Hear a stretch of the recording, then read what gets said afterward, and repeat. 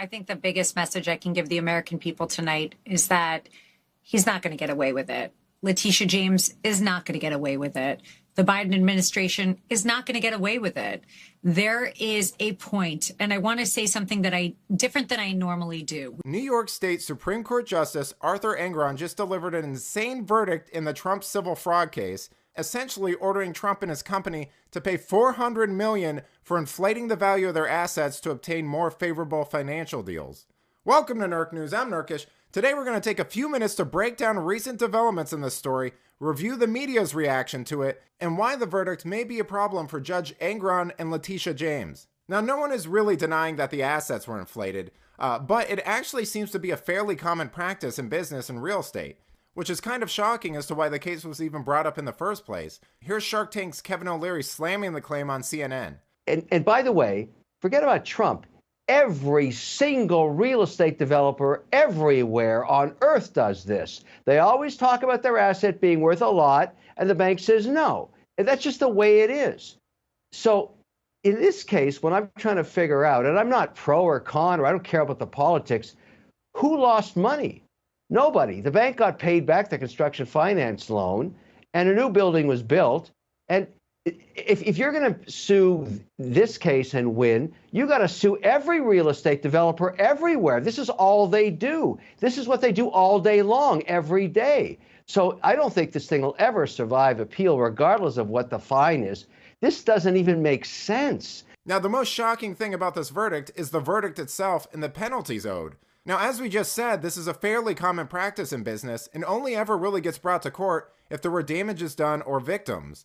And since there are no victims here, who does the $400 million go to? Even Katy Tur on MSNBC was shocked by this. Here she is immediately after the verdict was delivered. But they went back and they looked at cases over 70 years, I believe it's about 150 cases, and found that there was no case where there was a ban on doing business where there wasn't harm shown. So even though the threshold is harm shown, in the past, it has only been used to ban someone doing business when it's been shown that somebody was hurt. Say you're selling cosmetics that are poisoning you. There's somebody that was hurt there, the cosmetics company gets banned. Is this fair to go after Donald Trump like this in this environment? So I think it's pretty plain to see here that this was all politically motivated.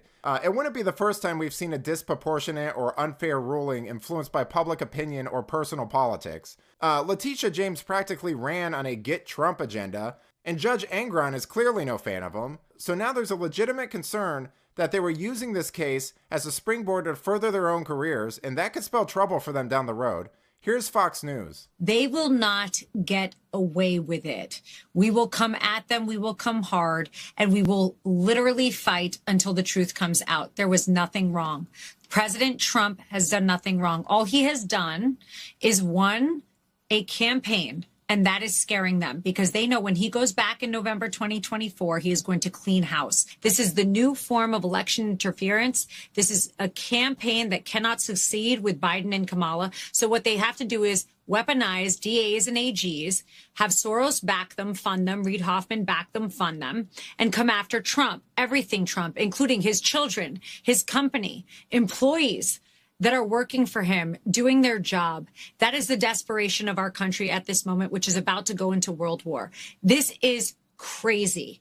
And it is sick. It's Trump derangement syndrome. That's literally the best thing I could explain to you. And just know this, and for all those people that understand what is going on, we will win. We will fight because the facts are on our side. There are politicized judges. There are politicized DAs and AGs.